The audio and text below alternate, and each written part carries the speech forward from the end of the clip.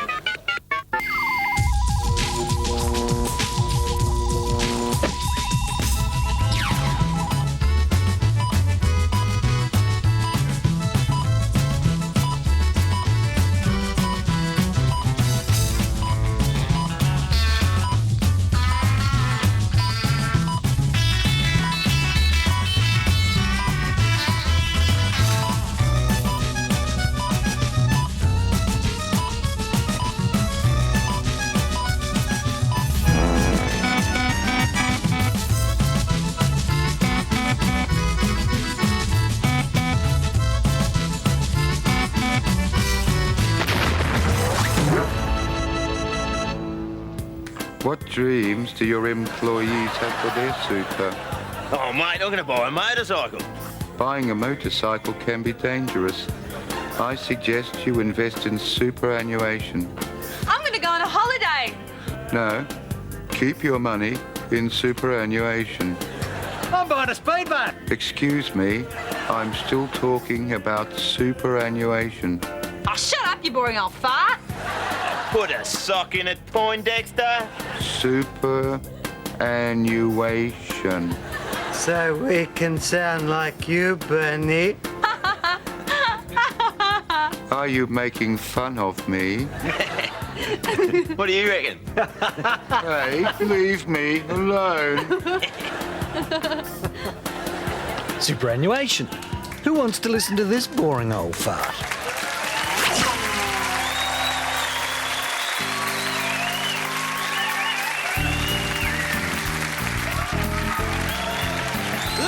From Studio 9 in the heart of Television City, it's time for exciting cutting-edge entertainment with IMT. Now welcome your host, here's Frank.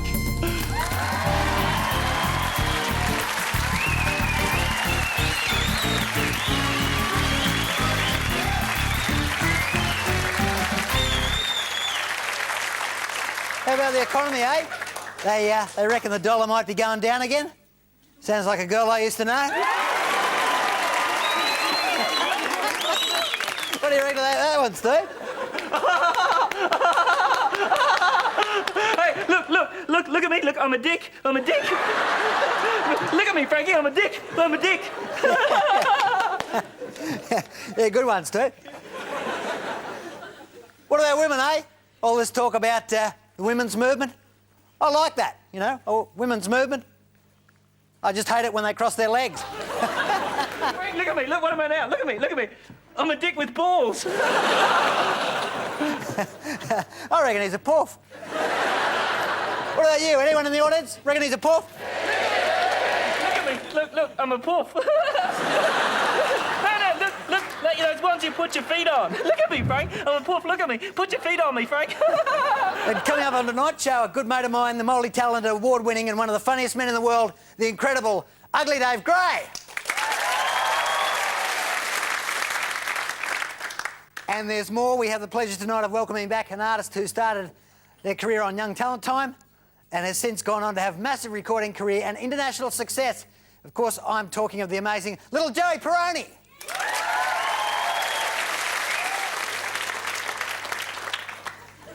And little Joey's here to promote his exclusive season at, what is it there, Joey? Wagga Wagga RSL? Yeah, we got the dates up there, or... No? All right, we'll bugger that.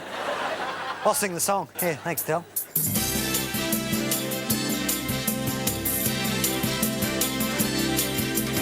This is crap. The show here is so old hat. If you're watching it, you must be 65 or barely alive. You'd almost think it was 1955. Yeah. This is lame. Our dancers here are partly to blame. A big show number is always a must. Here comes Monkey Boy. Let's kick him in the nuts. This is just so bad. Channel 9 could make something so sad. That's so sad. Only Channel 9 could make something so sad. June 5th, 1978, and Dr. Roger Bernstein, leading scientist for a special government research project into dance culture, is working with his 4 trustworthy assistants on the effects of disco fever. But a terrible accident puts an end to the research when the deadly dance virus escapes. 5 innocent men, once mild-mannered scientists, are transformed into the Village People Men. The Village People Men, construction worker, cowboy, cop, Indian, and that guy in the leather gear with the bloody big mo. Now, whenever trouble rears its ugly head, the Village People Men are there. Village People Men are go! The Village People Men, saving the innocent and making the world a safer place to dance. YMCA!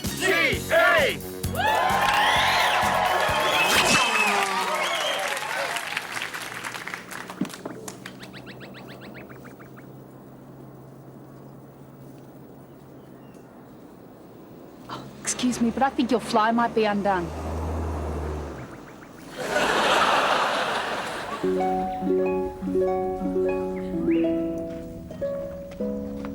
So where are you off to next? The 12 Apostles. What's the best way? Well, you go down the bypass road, turn left at the abandoned primary school, then take a right at the closed down bank, over the big hill, watch out for the broken down ambulance, and then follow the queue for the last hospital bed.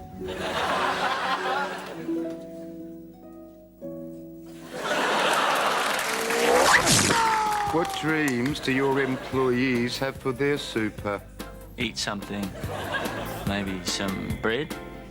Go down the shops. Ride on a bus. No, maybe 2 buses. What do you want? Super that's hassle-free with no charges to your business? Buy a new mop. Have fun? Check the letterbox. Join over 70,000 employees who are as excited about STA superannuation as I am. Pre-arrange my funeral. See how brain dead superannuation can make you and your employees. Phone the number on your screen now and talk to me. Please.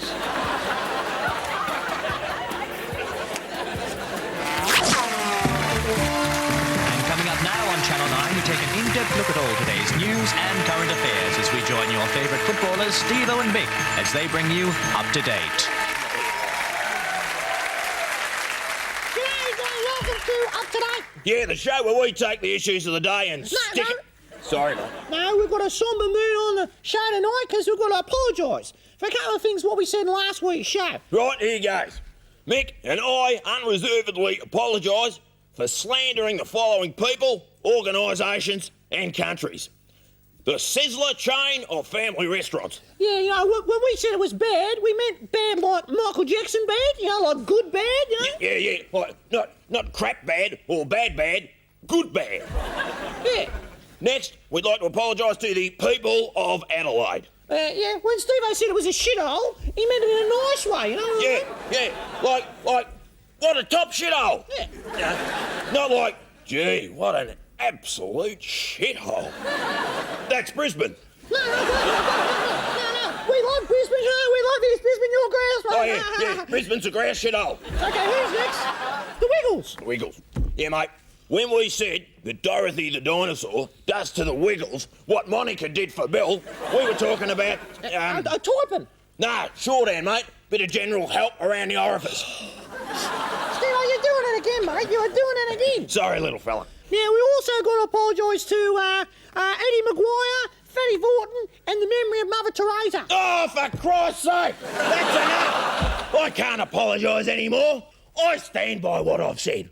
And I will not allow this network to force me to lay myself bare, to strip myself of all human dignity, so that I'm left kneeling before them, vulnerable, beaten, pitiful, naked. Except for one tiny incy-wincy little G-string. I will not apologise because I am woman! Hear me roar! No, mate. One thing I've just got to mention to you, mate, is that you're a bloke, mate. Oh, you're right. What are we supposed to be talking about? Okay, we're talking about the Queen Mum. Oh, that old mole. I can tell you a few things about her. Well, that's all we've got time for. We'll see you later, eh? See you when your court dates.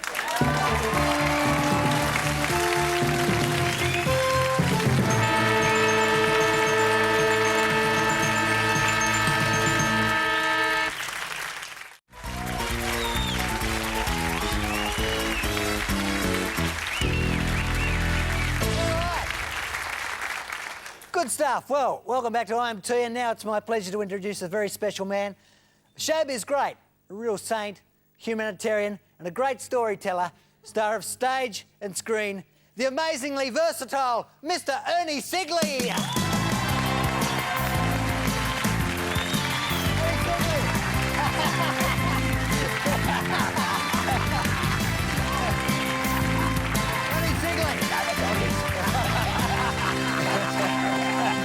How are you, John? Pretty good, mate. How you going? Not bad, mate. Good, yeah. Yourself, mate? Yeah, well, can't complain. You dirty bastard! Isn't he, dirty bastard? Get out of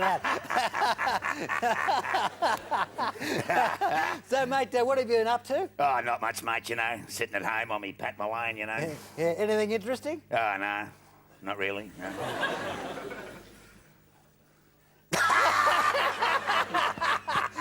Yeah. Go the doggies. Look at me, Frankie, I'm a girl, I'm just like a girl. Look at me, now I'm a girl, I'm funny, look. Hey, what a horse's hoof, mate. Hey, wouldn't want to drop the soap, would you?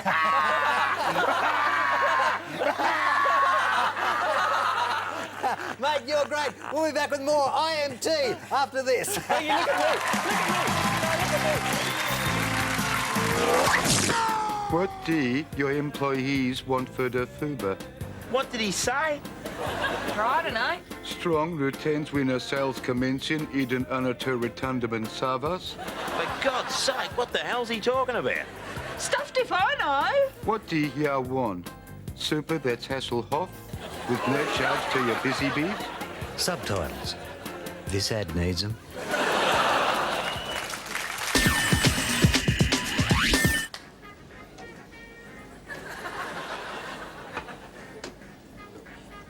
Mate, use the scoop.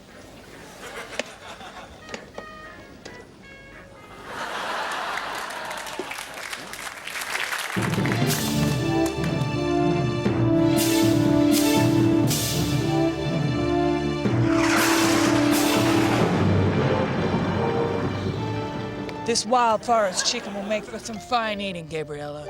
Would you like a succulent leg or a juicy breast? Oh, Zena. I'm not making your mouth water, am I, Gabriella? Uh-huh. Oh, and that's not all.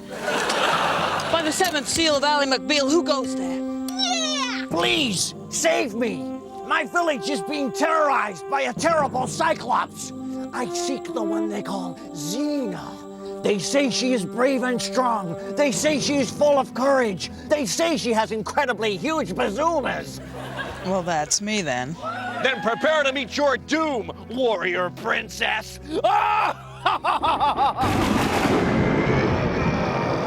the Tintype's tables of Tony, it's a trap! Quick, Gabriella, I'll keep the Cyclops occupied while you cover my rear. Oh, Zena, I thought you'd never ask.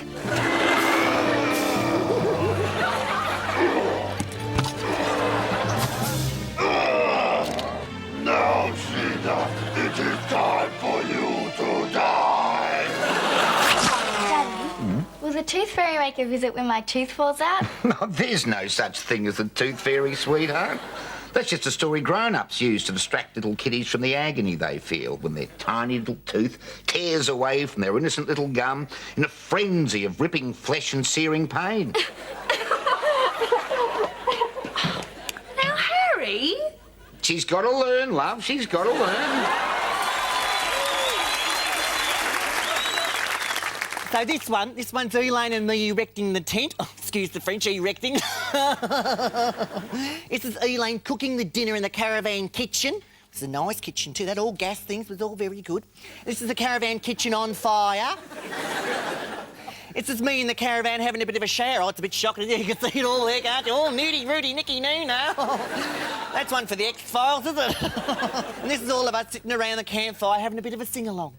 All in a stream, that is what we are. Oh, it's nice. It's very nice. Oh, this is Elaine after she got pissed and spewed up all over the caravan annex. Oh, and this one's a good one. It's a security guard escorting us out of the exhibition centre. It's the last time I go to the caravan and camp and show, eh?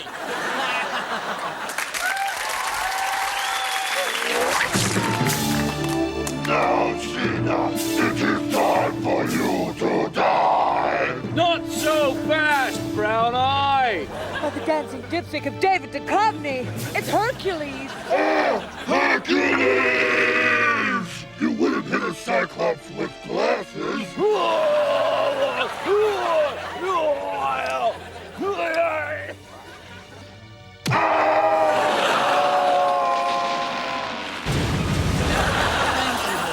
But what are you doing here in this time slot? They call it cross-promotion, Xena.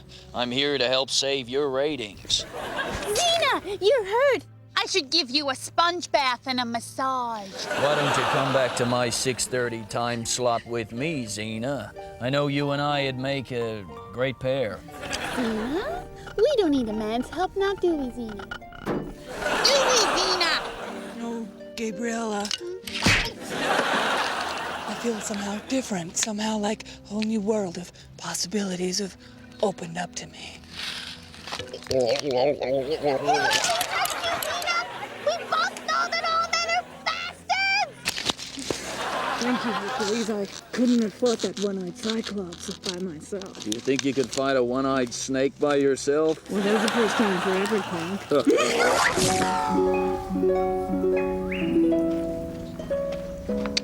So where are you off to next? Well, we thought we might just stay in our room all day so that I can make love to my beautiful new wife. Well, here's what you do. You start off with her mouth, and then you take a small detour to have a bit of a nibble on her ears. She'll really like that. Turn left at the neck, and then over the two big hills until you follow the curvy lines and you're almost there. Then there's the scenic route. What you do that time... Victoria, you'll love every piece of her. We did. You're listening to Night Owls Dusk Till Dawn here with Keith Mitchell on 574 AM. And we're talking to Bert. Hello, Bert? I've got to be quick, Keith. I've just had 2 cups of wheat germ. And when you've had 2 cups of wheat germ, you don't leave the house until you just don't leave the house, Keith. I've been housebound now for the last 46 years. Although I did go out once back in 1972. Where did you go? Out the window. Why's that? The oven blew up. Well, that wouldn't happen this week, would it?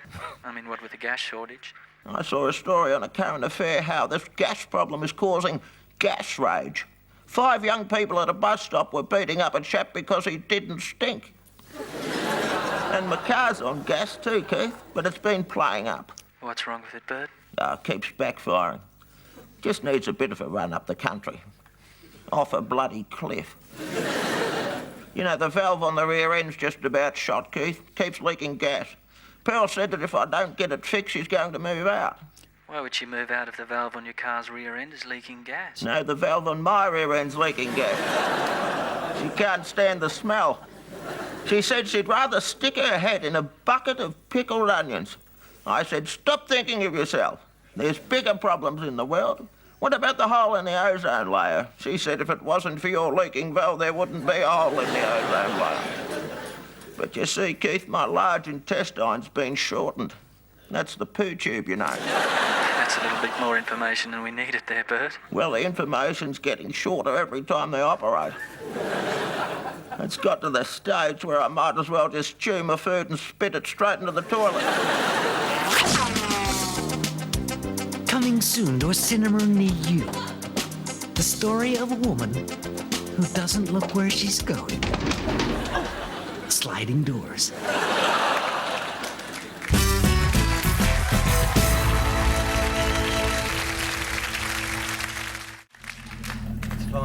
driver. I'll be $12, thanks. Change 100. Oh, yeah. Well, you have got change, haven't you? Yeah, What? Hey! Hey, come back!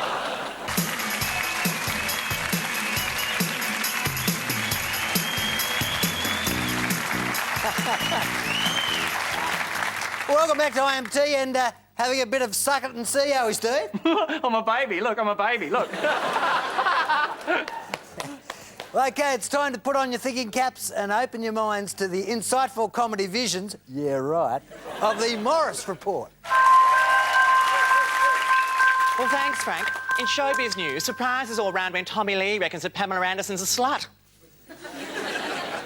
But that's nothing because Tommy Lee's a dropkick. And in local showbiz news, it was a case of, when it was discovered that Tony Barber's nothing but a bag of shit. And Jason Donovan, what a loser. Well, I'm Julia Morris, and that was... The Morris Report. Commonwealth Bank proudly presents Australia's Olympic Gold Minutes. Montreal, 1976. And champion wrestler, the mighty Greek, Grigor Tertopoulos, was ready to win his 4th gold medal. But Australian World Championship wrestler Barry, the Fly O'Neill, had other ideas when he took the big Greek on in this ancient Olympic sport. The scene was set. The big Greek took up his classic Greco-Roman wrestling stance, but our boy Barry completely outclassed him with his amazing World Championship moves. The pile driver, the sleeper hold, and the typewriter. But in a controversial move, the big man splattered our boy Barry with a giant fly swat. The Greek was disqualified, and brave Barry the Fly O'Neill was awarded the gold. Barry the Fly O'Neill, another Australian Olympic gold legend.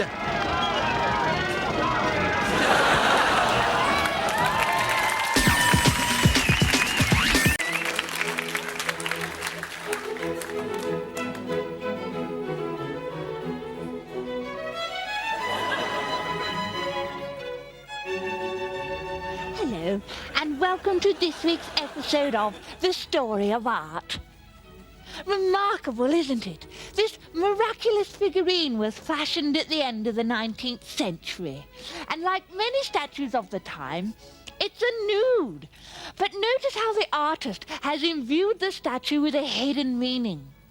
Come and get it, she seems to be saying. I'm red hot and raunchy and just raring to go.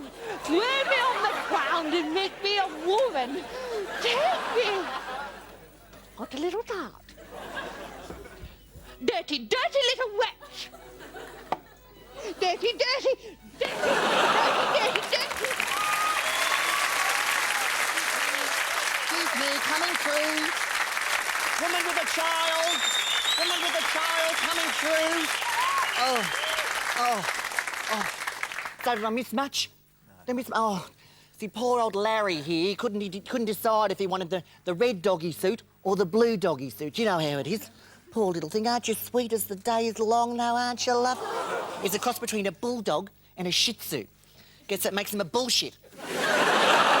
Shh, now, don't tell anyone that I'm here, you know, or that he's here, because we'll get chucked out like we did last week down the casino, you know. I mean, I don't know why. They're very harsh down there, you know. Poor little Larry, all he was doing was just having a bit of a wee under the blackjack table.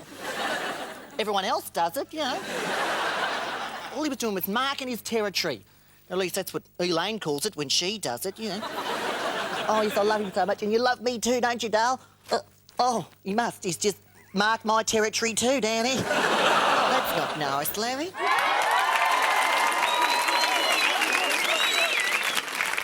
Introducing the shopping cart for the 21st century, the Deluxe Shopper 3000, the world's first manned shopping cart.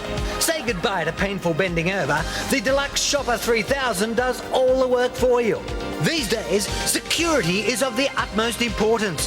And that's where the Deluxe 3000 comes into its own.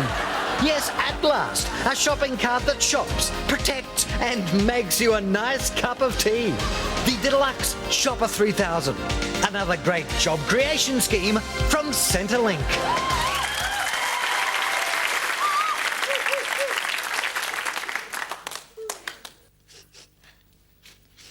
Daddy, Yeah?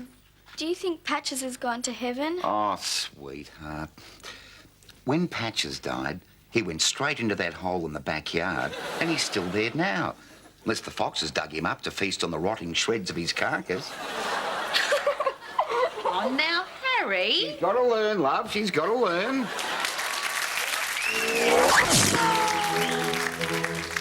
Now this piece is absolutely exquisite. Once again, we see the human form in its unadorned state. Michelangelo's David has inspired people for centuries. And the message here is very, very clear and yet pertinent. I've got a huge willy. Or is it, get a bit of this into you? Well, I don't think so. You grubby, grubby little man. Oi!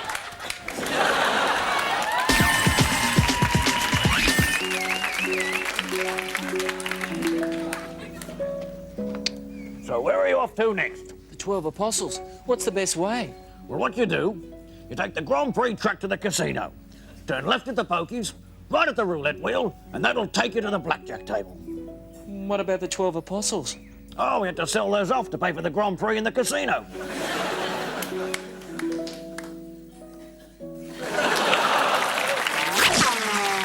Mum, how are you going? Are you holding up? No, I miss your father. I know, Mum, I know. It's the little things, you know, the way he stood, the erratic girly way he used to run.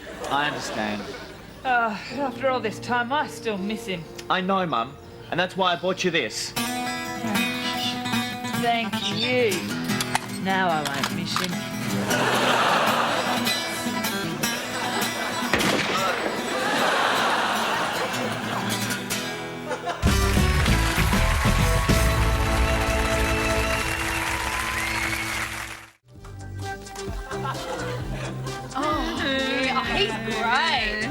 What about, Greg Evans?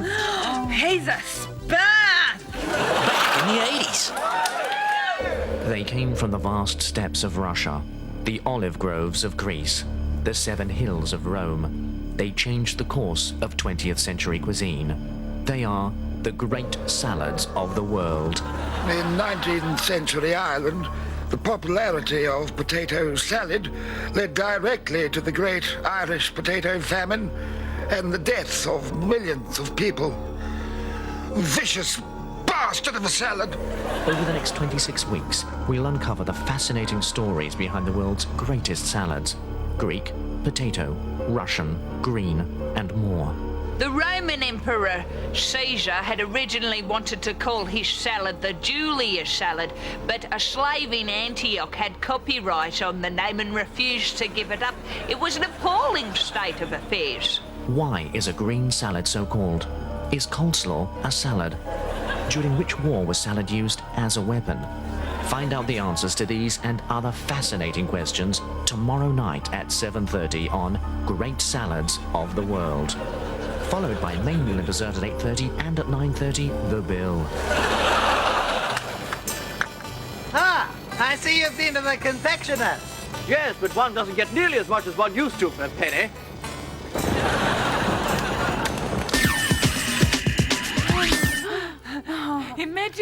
Imagine meeting Leonardo. Imagine talking to Leonardo. Imagine touching Leonardo. Imagine kissing Leonardo.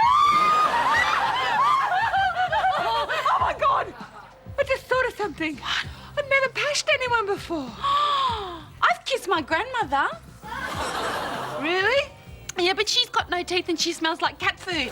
Yeah, well, I think kissing Leonardo would be different. What if I don't do it properly? You're right. You had better show me your pashing technique. Okay. Oh, no, that looks like a cat's bum. Leo's not going to want to pash a cat's bum, right? He's very, very choosy. What am I going to do? I don't know how to pash. What am I going to do? Calm down. You've seen Brandon and Donna do it 100 times, okay? So ready? Okay. Open your mouth. Now pucker your lips. Close your eyes and move your head from side to side like you're going to be really, really sick. Oh. Brilliant. Now, stick your tongue into his mouth. Oh. And out. And then in. And then out. And then in. Not too far in. You don't want Leo to think you're a slut. And now start moving your mouth around like you're chewing the hugest piece of Hubba Bubba. Oh, no. Oh, my God, you're pashing! Yeah, but I'm pashing thin air. I want to pash something that'll pash me back. What about my armpit? It's the right shape and it's all fleshy, just like Leonardo's lips, I suppose. Oh, hey, that reminds me. What? I can't pash Leonardo because then he'll die. Why? Well, like in Romeo and Juliet, he pashes Claire Danes. He dies. In Titanic, he pashes Kate Fat-ass Winslet. He dies. If I pash him, he dies. Oh my God, you could kill Leonardo DiCaprio. It'd be worth it though. Fantastic. Coming up next on Channel 7 is the much-loved Ally McBeal. Tonight, Ally is tough and aggressive in one scene, then later goes all giggly and girly around this really cute guy. So why not join Ally as she celebrates the single lifestyle that enables her to afford all those fabulous clothes, yet cries herself to sleep because she can't find a nice guy to look after her? Ally McBeal, a role model for women in the 90s, or just a spoiled prat with an eating disorder? Ah, now this is more like it. A work of subtlety and clarity. Just look at it. This piece evokes memories of a rolling countryside, or even a lazy day spent rowing down the river. This irresistible piece thrust high towards the heavens. Its starlight dome top piercing the clouds. It's flanked by two spheres, one representing the Earth, the other the Moon. In many ways, it reminds me of a recurring dream I have when I'm in bed at night, alone in the convent. I know what it is. It's the Archbishop!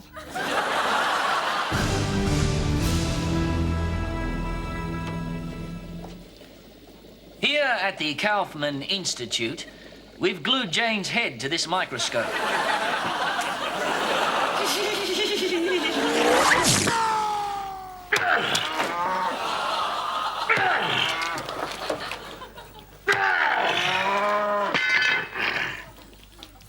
And that, me love, is how they make hamburger. Oh, Harry!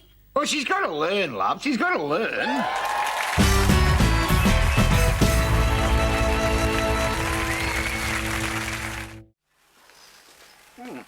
Well, I must say, little Tony, you make a delightful hot chocolate. Well, you know us wogs, Ian, we all worked in coffee shops when we first came out of the old country. Tony, have you seen my mogadons? No, I haven't, love. Got to run.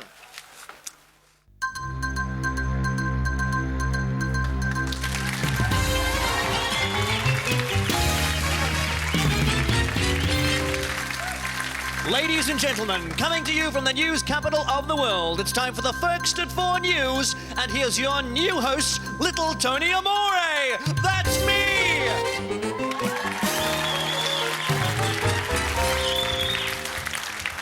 Well, thank you, little Tony, for that introduction. You really are a wonderful, wonderful man. And may I just say that I'm truly shocked that Ian couldn't be here tonight. He's probably drunk in a bar, unconscious in a ditch, or who knows, maybe he's even lying dead in some seedy whorehouse somewhere. Wherever you are, little fella, our prayers go out to you. But first, the news. There was an air crash in Chicago. Everything burned but the cargo. While in... Where are you then? That little prick drugged me. Well, you can't go on now. He's going to... We'll see about that. And in Liberia, mass hysteria.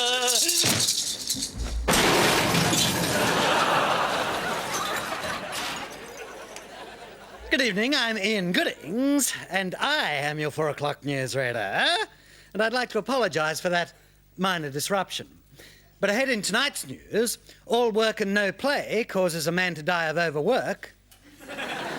Drunk men who urinate in nightclub toilets feared missing. Observers say a judge who was lifted up in his chair and carried out of court today was visibly moved. And a woman found hanging by a hook on a wall in the National Gallery claims she was framed. After last week's history-making hand transplant surgery in Paris, a team of American surgeons have followed suit with a similar operation. Our NBC correspondent filed this exclusive story. Well, the hand they attached is working real well, and the doctor's happy as a pig in shit. But I can't abide it myself. It's unnatural what they done, sewing the hand of a dead person onto him. Not only that, it's that they attached you to my groin. I'm the goddamn cow now. Although I gotta admit, the sex has been pretty good. And them condoms is cheap now. Back, bitch. Get off of me. Ah, the miracle of science. I really would like to shake his hand. But first the news. Well, still in Canberra, and John Howard has revealed that the day after his election win, he received congratulatory phone calls from the New Zealand Prime Minister Jenny Shipley and the Japanese PM Kietsa Abuchi. He says he also received a call from Bill Clinton, but hung up as soon as the president asked him what he was wearing. Well, still on the election, and Pauline Hanson has claimed that she is not concerned about losing her seat in Parliament. Ms Hanson said that she has had a lot of suitable job offers, including the prestigious position of being the new Ronald McDonald. And Kim Biasler has received dozens of letters of commiseration after Saturday's election loss. The defeated opposition leader says he's trying to stay positive and keep his chins up. And gas supplier Esso has said that for Victorians worried that they cannot safely reconnect their gas themselves, a plumber will come to their home and make the connection for them free of charge. There will, however, be a $25 fee if you want the plumber to bend down and show a bit of bum crack. Well, in some countries, they're conceived and raised just so their bodies can be harvested for parts to be used in bizarre medical experiments. But here we allow them to appear on television so they can be revered like gods. Of course, I'm talking about Clench Tightly and his logical conclusion. Thank you, Ian. Should our hard-earned tax dollars be spent on scientific research? History says science is the way. I say most of the people in history are dead now, so we can ignore them. I'm clenched tightly, and this is the logical conclusion.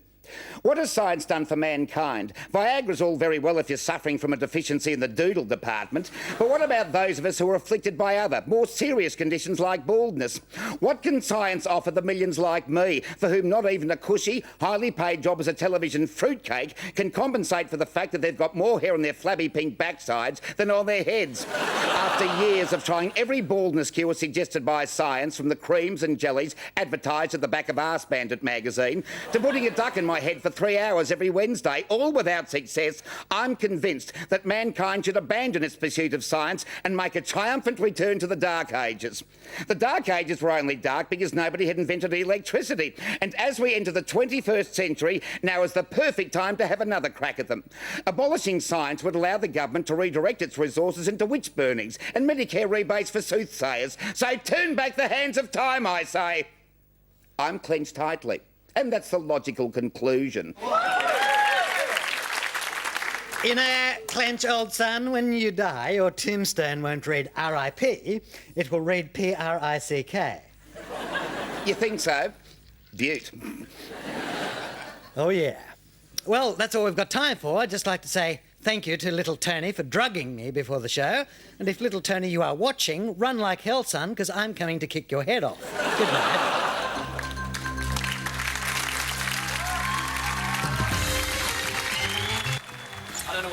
that hot chocolate in complete good faith. I mean, the man's an idiot. He's Right, deluded. Amore, I'll sort you out now. Oh, come on, mate. I did you a favour out there. God, everyone knows you were drunk. Now, come on, you two, break it up. You know I've got my capsicum spray in my pocket. Right. You'll get yours, Amore. You will get yours. Bloody what are you all staring at?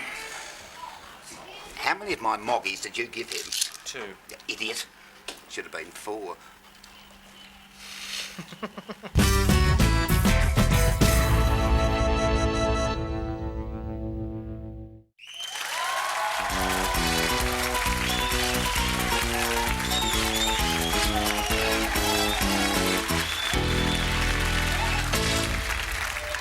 Welcome back to IMT, and joining me now, another member of the IMT family, and she's a bit of a spunk. Let's hear it for Anne-Marie Bigger.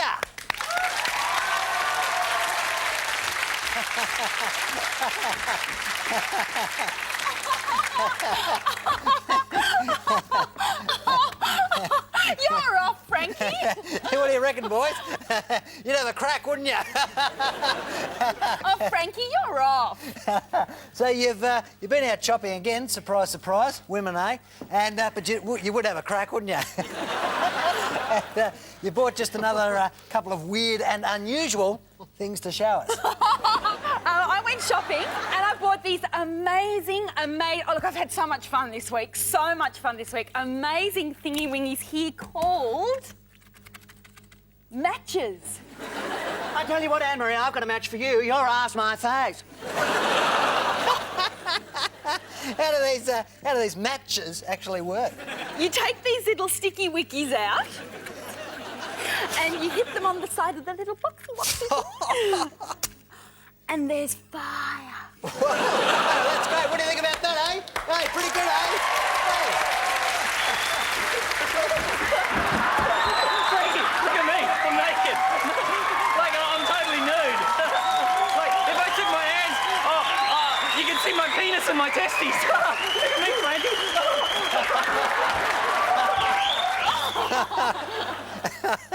OK, well, just before we go, I've had another request from a Mrs. Beth Osterbury, who wants to hear the sound of me being tortured. Well, Beth, I can't torture myself, but I will torture you with a song. Now, a lot of people reckon the old Frankie's a bit of a dag, that he hasn't got finger on the pulse. Let me tell you, I know that I am absolutely digging this Generation XY music, man. So here we go with my tribute to the Prodigy.